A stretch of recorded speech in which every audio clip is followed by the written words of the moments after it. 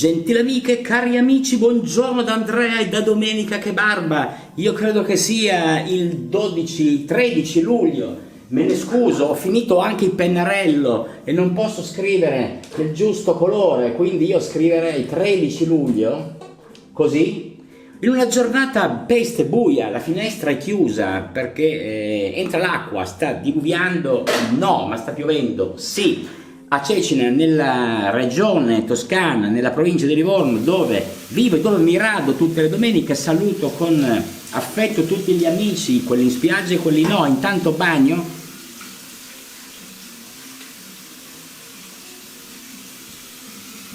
per una rasatura con un prodotto che forse ritengo più invernale, insomma, è una edizione particolare del P671 V for Vendetta, ma ve lo faccio vedere in un istante, solo adesso, poi ne riparliamo dopo. Vedete queste ali rosse, il cappello di Anonymous, ma non andiamo ad anticipare i tempi, mentre Dawn of Glory è oggi un grande classico, un fluido pre-barba, rasoio Goodfellas, regalo dell'amico Alessio, che saluto, che spero bene a Salina, alle Isole Eolie. Mi auguro che tutta la sua famiglianza e tutta il suo amore per il suo lavoro e per la sua terra proceda molto untuoso, anche se poi non si rifletterà sull'effetto trascinamento, anzi, perché a volte l'olio non è che sia proprio il massimo. Qualcuno utilizza l'olio di cocco o l'olio, se non ricordo, di argan, scusate, per dare scorrevolezza al rasoio. Questo dà una buona scorrevolezza, sicuramente i donghi sanno fare il loro mestiere.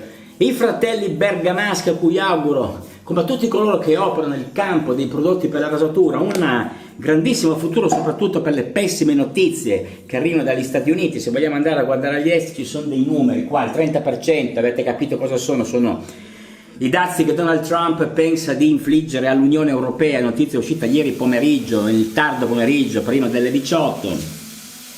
Meloni ha già fatto, Presidente del Consiglio italiano, uscire una notizia da Palazzo Chigi che dovremo negoziare, evitare degli scontri, mentre von der Leyen vuole andare dritta incontro, di testa contro l'America, e chiaramente Macron con lei, guarda caso, è sempre il primo a non tirarsi mai indietro a fare queste operazioni, queste spallate. Saranno guai seri, perché non so se dal 30 si tornerà quel favolistico 10 che a Meloni piaceva tantissimo, con i suoi occhi fuori dalla testa. Saranno solo 40.000 posti di lavoro in meno, sono 56.000 i morti, mentre il pre-barba fa il suo corso a Gaza dal ministro del conflitto. Sono 800 le persone, tra cui molti bambini, uccisi in attesa degli aiuti umanitari di cibo, uccisi dalle forze dell'IDF. Notizie orrende. Al bagno abbiamo un pennello per onorare o disonorare, scusate, la moglie dell'amministratore delegato, cose terribili che accadono purtroppo, di Lufthansa, che ha ucciso una ragazza che da Tempio Pausania stava andando a lavorare, lo vediamo forse qui, muore, no, moglie di Lufthansa, omicida stradale. Chiaramente la signora è già rientrata in Germania, perché non si trattava di un omicidio stradale aggravato, perché non è fuggita, si è resa subito disponibile, per fortuna non aveva bevuto. Brutte storie, fate attenzione. A parte tutto, una preghiera per la povera ragazza scomparsa. Abbiamo detto che V for Vendetta è oggi il sapone da barba al triplo vegetale e calamina. Qua mi occorre ringraziare, per avermelo fatto conoscere, l'amico Vincenzo Pitrelli da Parigi, che segue, vedete, quasi finito, ha un colore rosa e all'interno è stato consumato, ma è un'esperienza, è un profumo particolare, molto talcato, ecco, deve piacere forse in queste giornate che non sono certo fredde, perché se uscite per strada qui l'umidità è molto alta, perché oltre il mare c'è anche la pioggia. Io vivo su un viale alberato con dei platani davanti alle finestre del primo piano in cui vivo e anche sull'altro lato della strada, quindi tra il verde e l'umidità vediamo questo prodotto che si monta in un istante, l'HK tedesco, pennello che abbiamo rilevato, anzi ritrovato grazie a Luca, che saluto, che si trova in questo momento nel suo trullo nella Valle d'Itria, che mi ha regalato, essendo stato repertato nel bagno di casa sua, apparteneva al suo papà, quindi grazie di cuore Luca. Molto bianco, sembrava colore interno a coscia, ma in un istante guardate che meraviglioso colore bianco. Sorridevo perché ieri, guardando un video che mi è stato proposto dall'algoritmo, è meravigliosa la montatura di questo sapone, non ricordo più chi fa questi saponi, ma adesso ve lo dico, scusatemi, inforco gli occhiali, perché qua non è che non si possono citare le fonti, perché non vedendo più niente. Prodotto da Chong Fung Chung, strada del Cascinotto, Torino, sono sempre loro, bravissimi torinesi, in questo caso, e non solo. Alzo un po' il volume. Loving Blindness cantano gli U2 su Luce Verde Radio, radio nata per informare sul traffico, sulle esperienze motociclistiche, automobilistiche, insomma sull'Italia in viaggio. Salvatela nella vostra applicazione se non avete una radio internet, abbasso solo per evitare che poi l'algoritmo mi tranci, magari non dico la monetizzazione perché non la faccio, comunque sia, devo dire che non ricordavo una magnificenza così cremosa in nessuna crema, in un istante, abbiamo trascorso neanche 3 minuti, allora possiamo andare a allestire il viso con la nostra crema, bagniamo, nonostante l'umido sento il viso piuttosto asciutto, quindi dicevo che ieri mi è stato presentato un video della mia prima rasatura, un signore che avrà 10 anni meno di me credo, illustrava, dopo aver seguito da nord a sud tutti i canali di rasatura, la sua prima esperienza. In bocca al lupo al nuovo amico, un numero molto alto di visualizzazioni, poi ve lo dico, un dato, io non è che le guardi sempre, ma guardo chiaramente la rendita, in sole 8 ore ho avuto più di 700 visualizzazioni. Chiaramente il contenuto era quello di un nuovo rasatore, quindi magari anche la novità. Comunque complimenti per il tuo appeal, perché è sempre bello rinverdire cose per alcuni ritenuti ormai vecchie, stantie e superate, mentre si sparge benissimo, si spande sul nostro viso rasato a Torino, come sempre, venerdì, e come sempre con quello che avevo, cioè avevo anche un rasoio di sicurezza nello stipetto del bagno torinese, ma non essendo quelle torinesi giornate che cominciano sempre con il tempo necessario, e come dice l'amico della mia prima rasatura di cui parlavo, se avete fretta e dovete fare di corsa, lasciate perdere, la rasatura tradizionale sarà il futuro, è un dispensatore di speranza, il nostro amico, andate a cercarlo, è una specie di giovane Carlo Verdone, accento romano, forse quello, simpatico, non usa la maglietta quando si rade, quindi insomma vabbè, io un po' sullo stile su questa avrei da ridire, ma non voglio fare il censore. Saluto tutti gli amici da Donato Ciniello, Luigi Dal 13, Mirko Falà, saluto Fabio Cancilleri, saluto Davide Luca, Fulvio, saluto Fabrizio, saluto tutti coloro. Ho anche un amico che compie gli anni oggi di un canale che mi segue, che è Indian Wet Shaving, che saluto.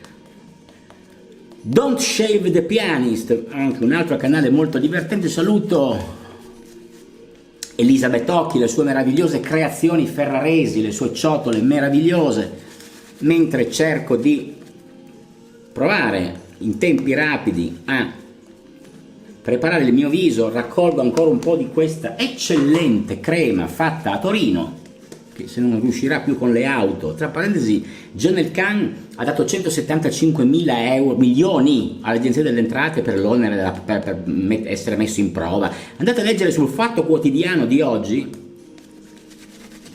13 luglio. Bene, io direi che qua possiamo tranquillamente considerare predisposta la rasatura del viso. Vi auguro chiaramente di essere in vacanza, molti hanno già organizzato per la seconda metà di luglio le loro sospirate vacanze, a parte questa parentesi che pare durerà soltanto oggi, per ripartire poi con un'estate allegra che allegra non si presenta, perché continuano i conflitti, continuano droni, piogge di droni sull'Ucraina, e poi andiamo, se vogliamo, a leggere qualcosa mentre ci asciughiamo le mani per avere poi in mano il rasoio pulito, perché vanno tenuti con le mani pulite i rasoi, se no scivolano. Conferenza Italia-Ucraina in settimana, si sono trovati tutti ggli interessati a ricostruire, soprattutto agli affari della ricostruzione a Roma, è venuto Zelensky, ha incontrato Papa Leone XIV, ha incontrato il presidente Sergio Mattarella, sempre attento, chiaramente essendo un presidente di uno Stato come l'Italia, uno Stato riconoscente alla diplomazia, sempre attento alle esigenze, e andiamo oggi a cercare nel frattempo delle Feder. Useremo delle Feder che sono lame giapponesi, queste sono le New High Stainless, chi non le conosce, estraiamo il cartoncino di qua, eccolo qua, e andiamo a estrarre una lama in questa simpaticissima busta che sa di trattamento paraffinico, saprebbe anche, volendo, di hot melt, ma forse non è vero. Andiamo a sentire. piccolo strappo de cola, ce l'abbiamo ancora trovata, non ricordavo. Che nostalgia, mi vengono in mente i film dell'Italia degli anni 50, ecco, a proposito, ecco qua, poco strappo, poca serigrafia, rarissima ma visibile se voi riuscite ad apprezzarlo nell'illuminatore. Oggi ho dovuto cambiare l'esposizione perché anche l'audio, oltre che con la finestra chiusa, il video oggi non avendo luce dall'esterno perché fuori c'è un cielo bigio che sembra di essere a Birmingham, vi ho fatto vedere la lametta. Adesso vediamo il rasoio Mühle R89, gran prodotto. Saluto l'amico Riccardo a cui ho consigliato l'acquisto di questo pregevole rasoio con retinatura a crucca in Zamac sempre, quindi un prodotto economico molto buono, che usa Micro, mio figlio, per le sue rasature, che fa saltuariamente nonostante i miei rimbrotti, nonostante gli chieda di essere sempre rasato quando esce di casa, ma chiaramente non posso pretendere, chiaramente scherzo, di indagare e di consigliare l'aspetto fisico di un ragazzo che ha 40 anni meno di me, e quindi vado a fissare, spero che il fuoco non mi tradisca, vedete la vite che viene ingoiata dal manico che ha questa rastrematura liscia, questa parte qui, questo imbuto, e fa di questo rasoio un pezzo pregevole. Io stacco le basette perché l'amico Martino, mio coiffeur in Cecina, mi ha tagliato i capelli lunedì scorso, perché è aperto anche lunedì Martino, quindi ricordatevi, in via Napoli davanti al villaggio scolastico a Cecina, il barbershop di Martino, e noi andiamo con le Feder, ottima coppiata, Feder Mühle R89, scrivetevela, ogni tanto le scrivo, Manico Impero, Godfellas più Feder, sempre loro, Kavim cinese più Fatip, e aggiungeremo R89 più Fatip più Feder. Andrea sveglia, è mezzogiorno e un quarto, hai già fatto un po' di cose. Andiamo avanti. Bene, vi mostro, per evitare di guardarmi solo io nello specchio sottostante, scusate il crepuscolo, scusate, forse si può aumentare un po' l'illuminazione, ma poi viene un po' troppo sparata. Diamo così il senso della giornata. Andiamo intanto a girare il lato fresco dopo aver usato quello senza sciacquare, e dedichiamo alla zona baffi il turning del rasoio. Ringrazio tutti gli amici che con abnegazione, con pazienza seguono i miei video, che sono rasatura e notizie per chi piace. Un po' di aggiornamenti del mondo. Bene, sciacquiamo a questo punto perché entrambi i lati del nostro rasoio Mühle sono stati ingolfati di schiuma. Questo credo sia Cesare Cremonini. Luce verde radio, che ricorda l'onda verde, i semafori lungo la Cristoforo Colombo da Roma a Ostia, che non funzionavano mai. Parliamo degli anni 90, chi non ricorda queste iniziative delle giunte capitoline, ben prima di quelle attuali, quando c'erano sindaci di sinistra, prima che arrivasse la destra, da Alemanno in avanti, poi finito anche al Gabbio, oltre che essere diventato amico di Marco Rizzo. Ma andiamo avanti, di estrema sinistra del Partito Comunista Nuovo. Vediamo. Io non ho mai capito cosa sia successo a Marco Rizzo, leader sindacale della sinistra torinese, per diventare così tanto amico di Alemanno, sindaco di destra, personaggio opaco del mondo di mezzo, forse no, ma insomma certamente non proprio il massimo della vita. E quindi andiamo a dedicare la giornata di oggi al ricordo di Goffredo Fofi, critico cinematografico militante, nato a Gubbio nel 1937, terra lupesca, come ha scritto il nostro Camillo Langone in Un coccodrillo sul Foglio, che magari vi leggerò brevemente. Morto a 88 anni, ieri hanno pubblicato, non l'ho scritto, Suole d'aria su Rai 5, lo vedete su Rai Play, e racconta il suo 77. Goffredo Fofi era sempre incavolato con tutti, non gli andava bene mai niente. Sto cercando di pescare, ma non sto pescando tanto, bagno un pochino il pennello e ricomincio. Quindi interessante, andate a rivedere se questo pomeriggio è bigio, se non siete al mare, se siete a casa perché vostra moglie lavora, come è il caso mio, o seppure non avete proprio voglia di andare a intrupparvi in mezzo agli Zulu con le ciabatte, e con i cani, quelli che hanno 1, 2 o anche 3 cani al guinzaglio, che portano in giro questi amatissimi peraltro animaletti pelosi, ecco, voi potete stare a casa e rivedervi questo pregevole documento pubblicato ieri, chiaramente a tarda notte, si parlava di mezzanotte, perché chiaramente tutti i programmi vengono pubblicati in orari impossibili, perché prima viene data la precedenza al ciarpame mediatico, alla televisione, che come la bomba atomica, aveva detto proprio Fofi, citando Elsa Morante, credo, sono state le due grandi devastazioni della società, la bomba atomica alla televisione, questa seconda che ha tolto la capacità critica alle persone, quindi questi sono i danni inflitti alla società e ne vediamo le conseguenze in tutte le città. Si parla solo più di mandri, di turisti, di residenti cacciati dai centri storici.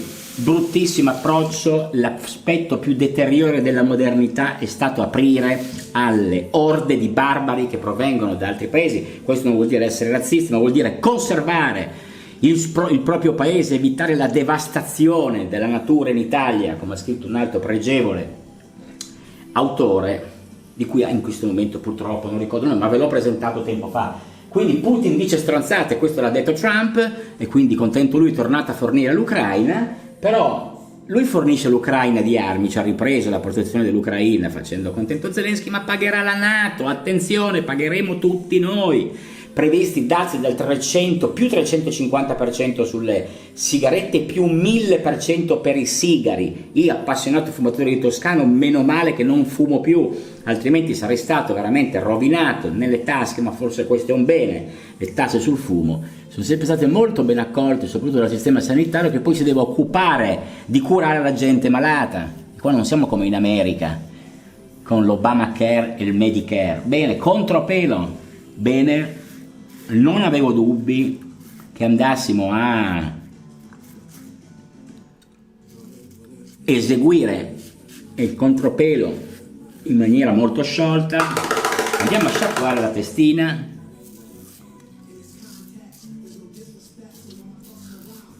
Bene.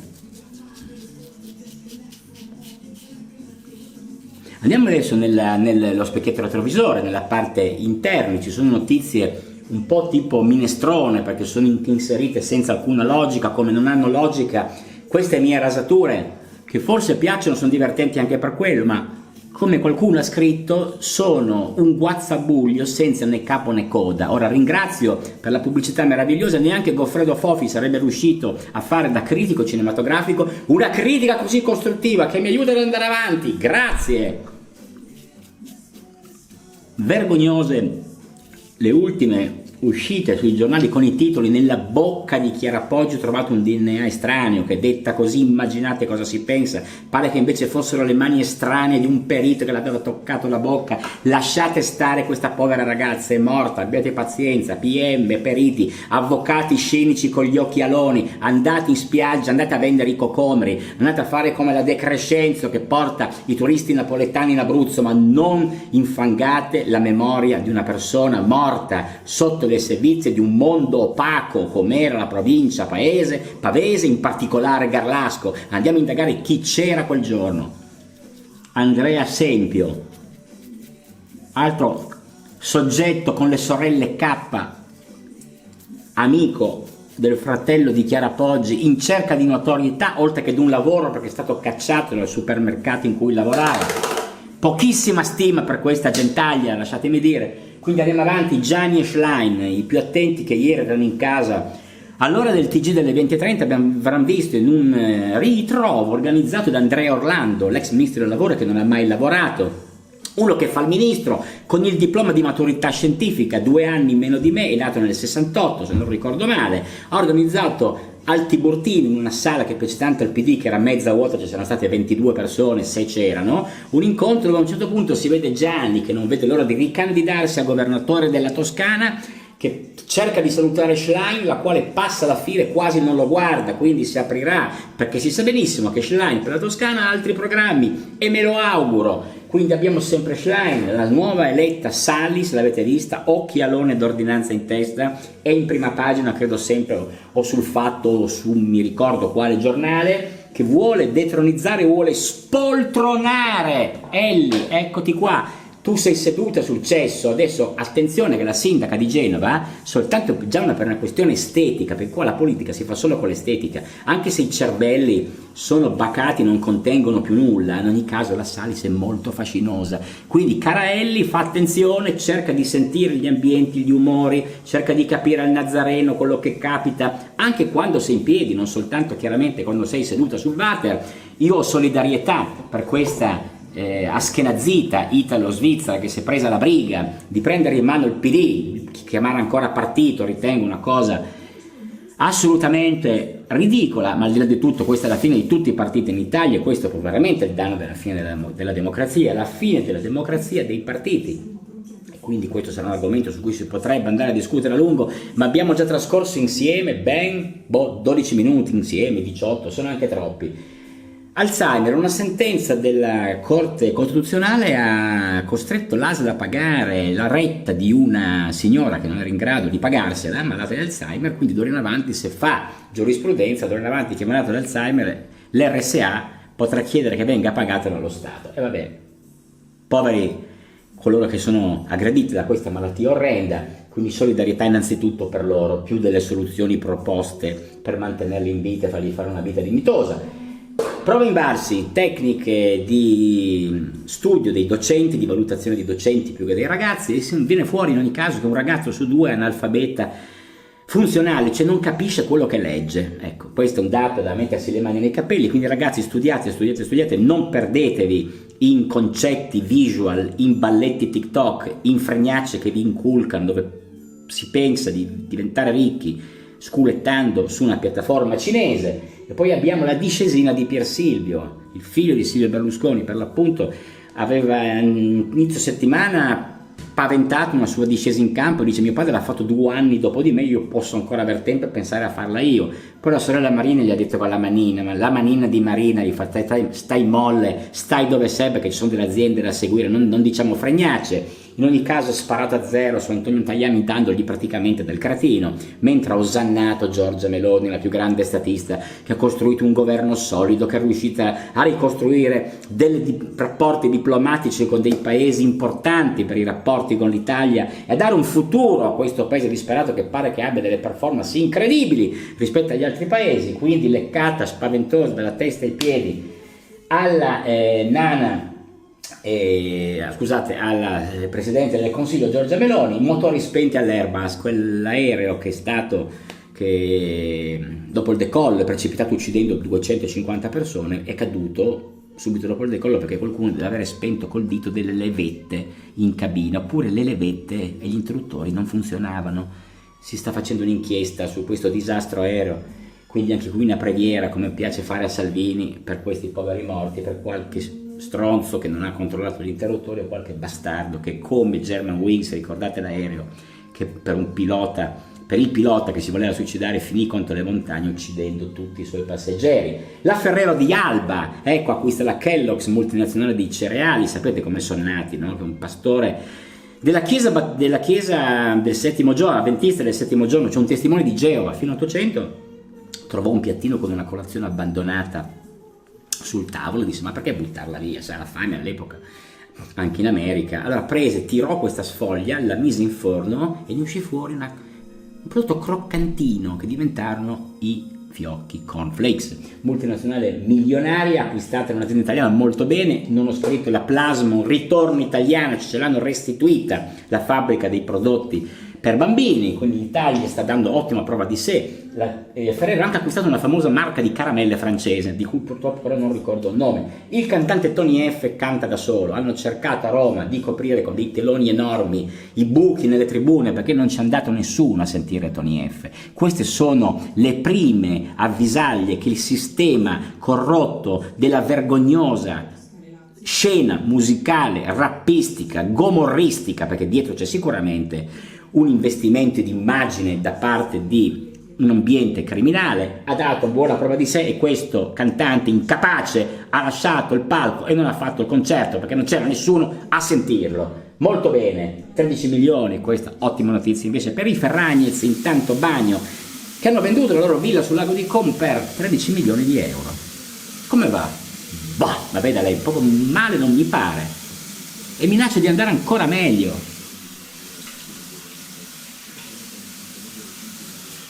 Come diceva il compianto barbiere Mimmo Polzella, che qua ricordo, insieme a Gianni Firera, a tutti gli amici, a Franco Turcati che frequentavano la bottega di via Principe Amedeo a Torino, il grande barbiere che ha animato per anni Tanto Bagnato, le serate torinesi. Ricordavo l'altro giorno con un amico, passando sotto la Basic Village in via Foggia a Torino, dove c'era la sede della Robe di K, fabbrica di abbigliamento sportivo di proprietà di Marco Boglione, che sopra la fabbrica, in piena era di recupero di quel quartiere dietro la via Bologna, per chi conosce Torino, abitava in questo, sopra la fabbrica. Piaceva molto fare le feste sui tetti delle fabbriche, come dire, noi sotto lavoriamo e la sera non perdiamo tempo, saliamo sul tetto e festeggiamo.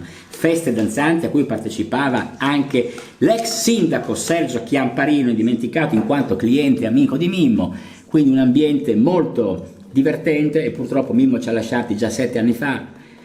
E quindi lo ricordiamo oggi in questa rasatura, visto che faceva il parrucchiere. E quindi, bene, questo è proprio il velo di sposa, l'ultimo tratto, sempre con il nostro pennello tedesco egemonico e guglielmino, per andare a completare il terzo passaggio. Cerchiamo di finire però gli highlights. Quindi muore in una buca di sabbia, Montalto di Castro, un ragazzo di 17 anni, aveva scavato con alcuni amici una buca profonda tipo 1,70 m, e poi lui cercò di infilarsi, gli amici poi andarono a giocare, lui da solo si infilò pensando di entrare da una parte ed uscire in un buco che avevano scavato più avanti.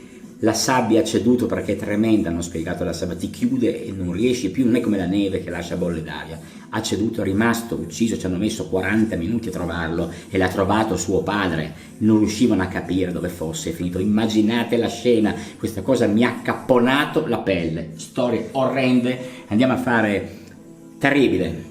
Una delle morti più assurde e più cattive per chi ha dovuto constatarle.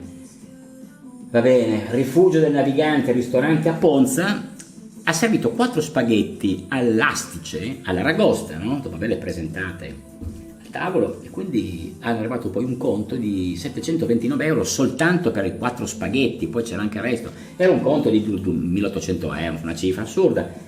Il proprietario ha detto: vengono qua, fanno i signori e poi non vogliono pagare, hai capito? L'aragosta costa 200 euro al chilo, e allora è anche vero questo, quindi occhio, se non avete la carta ben munita, ma non fate queste figure da barboni, ma avete pagato 800 euro 4 piatti di spaghetti, che sarà mai, con tutti i soldi che avete, l'Italia ha 6.000 miliardi di patrimonio, si possono anche buttare o godere in queste cose qui. Moglie di Lufthansa l'abbiamo già vista.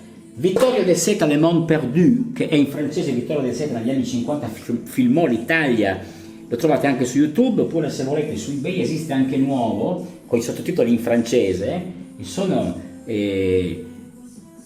i filmati fatti presso contadini degli anni 50, minatori. Uno che ricordo è La pesca dei rupisci spada, che è una sorta di filmato fatto dove si pescavano pesci spada finché si poteva farlo. Vittorio De Seta è scomparso credo nel 2011. Goffredo Fofi lo presentò questo libro, Il mondo perduto, alla libreria Feltrinelli di Roma nel 2009, quindi andate a cercarlo e lo trovate anche su YouTube. Ci sono tutti i 9 episodi contenuti nel DVD, tutti disponibili. Vi consiglio di andare a vederli, sono dei bianconeri meravigliosi, di documentari dell'Italia minore, di come vivevano i vostri nonni. Quindi prima di andare a fare i ganassa e andare in giro con le moto d'epoca, con la ragazzina a 21 anni con la moto figa e la camicia di lino, pensate a questa gente che vita faceva, e ricordatevi che voi siete i responsabili, purtroppo in tanti casi, di avere disonorato la memoria di queste persone. Quindi andiamo a fare l'obliquo, mettendo da parte la polemica, perché non è tempo di fare polemica, abbiamo già tanti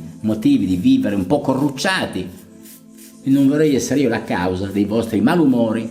Bene, abbiamo ancora delle presenze, sentite, io lo sento, non so se il microfono percepisce il passaggio conclusivo. Bene, zona baffi, benissimo.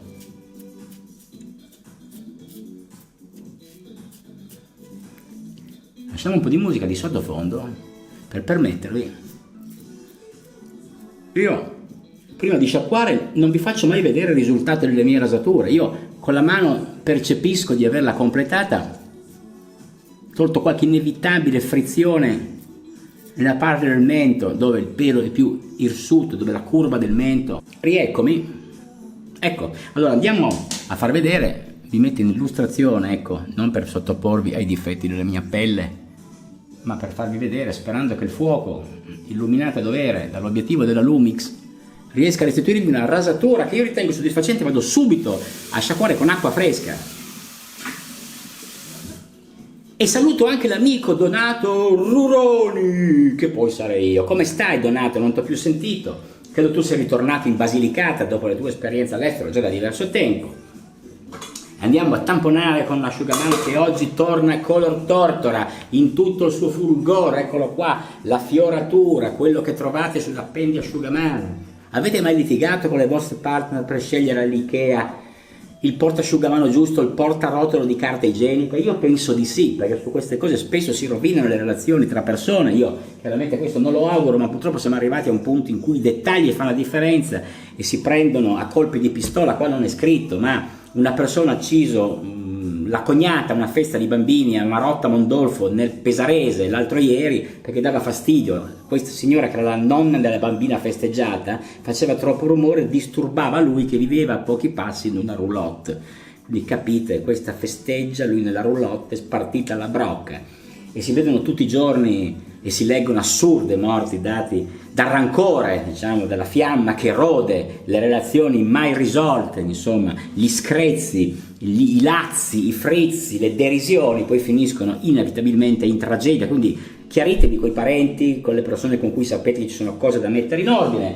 Lasciamo che un pochino umido rimanga il nostro viso e andiamo a prendere il nostro foglio, inforcando gli occhiali per dare uno sguardo, come sempre un minimo di cronaca che non deve mancare. Il foglio di Claudio Cerasa, edizione weekend, eccolo qua, la ciliegina dove ho il mignolo qui, dimostra la firma del direttore. Vi lascio in un istante, se volete fare fermo immagine, la prima uscita in edicola ieri, che trovate naturalmente in edicola anche oggi. Un filo collega il caso Piantedosi al Masri, ve lo ricordate che l'ho fatto orientare con il nostro aereo di Stato da Fiumicino in fretta e furia, dopo aver visto la partita della Juve. Era un torturatore che torturava i libici che volevano fuggire dalla Libia. Quindi Putin, Erdogan e Trump, l'illusione europea di contare ancora nel gran gioco del Mediterraneo. Non contiamo più assolutamente un tubo, mi sono appannati gli occhiali. Vado a vedere se riesco ad aprire un po' la finestra per rinfrescare un po' l'ambiente. Come sapete, il bagno, io vedo fuori un cielo stratificato, quindi potrebbe anche darsi che il cielo stia leggermente migliorando. Quindi il dato interessante, al di là di quelli che sono i collegamenti che individua Cerasa sul foglio, e sorprendente, e che preoccupa da mesi anche il governo Meloni, e che all'interno di questo riposizionamento, cioè la Libia del generale Haftar, sapete che la Libia è divisa in due, una riconosciuta a ovest con il premier Dabaiba, sostenuto dalla Turchia, mentre a est a Bengasi c'è il generale Haftar appoggiato da Russia e Emirati Arabi. E in questo scenario già complicato di suo si è inserito in un ruolo cruciale Donald Trump per gli Stati Uniti e la Russia di Vladimir Putin. Quindi voi immaginate noi cosa possiamo contare. Anche il piano Mattei per l'Africa, tanto incensato da Pier Silvio e nella sua discesina in campo, proposta e paventata e per il momento non ancora verificatesi. Si può ancora evitare il kiss my ass, lo ricordate? Tutti verranno in fila poi il paese, disse Trump, a recarmi il deretano. Questa purtroppo è notizia prima che arrivasse ieri pomeriggio, prima di sera, il 30%, quasi sperava. Attesa sfinente era quando è uscito venerdì notte il foglio dalle rotative del giornale. Anche con un accordo gli europei non avranno certezze sui dazi di Trump. Questo è Carretta, David Carretta, che scrive, anche voce su Radio Radicale, se ve lo ricordate. Oggi, domani e lunedì invece sono arrivati prima, quindi qua hanno anticipato una novella che non era tanto lieta. Poi si dice che Trump dice che invierà armi alla NATO e le pagheranno gli europei e le invieranno a Kiev. Quindi voglio dire, questo l'abbiamo già detto, lui sceglie, decide, sponsorizza e noi paghiamo, e io pago. Il gioco del Trump, che sembra un gioco di scatola, ci racconta Stagnaro, il presidente riparte da dove aveva cominciato, più dazi sul Canada, 35%, credo. Le borse reagiscono male di nuovo. Quindi male questo, Goffredo Fofi, 1937-2025, e qua scusate, ma ho dovuto evidenziare qualche riga. Questa Andrea Minuz che ci racconta per l'appunto il critico Fofi a modo suo, dunque sparava a zero su tutto e tutti e aveva ragione, tranne sul punto che reggeva l'argomentazione. Poche cose mi irritavano come le recensioni cinematografiche di Goffredo Fofi, proprio per questo me le leggevo sempre, più o meno tutte, sistematicamente. Vabbè, nel 1971, quando uscì il cinema italiano, Servi e Padroni, che è un libro, Goffredo Fofi non aveva neanche 35 anni, ma era già all'apice della sua incazzatura. Un sottotitolo minaccioso, un pamphlet sugli opportunismi e le fughe dei registi, le miserie e i condizionamenti del mondo del cinema. La promessa era mantenuta, Fofi sparava a zero su tutto e tutti, autori, film, critica, produttori, la casta cinematografara e il mammozzone ministeriale romano al gran completo. Fofi aveva ragione su tutto tranne che sul punto che reggeva l'argomentazione, per l'appunto. Per lui il problema del cinema italiano non era la più grave involuzione produttiva, la già pesante dipendenza dallo Stato, la perdita di pubblico e ancora peggio la perdita di interesse dei registi verso il pubblico. No, il problema è che c'era poca sinistra, poco antagonismo, poca rivoluzione e troppa borghesia. Ne fa un simpatico coccodrillo anche, come abbiamo anticipato, ve ne leggo pochissime righe a pagina 2, il sempre lucido Camillo Langone nella sua preghiera, eccola qua.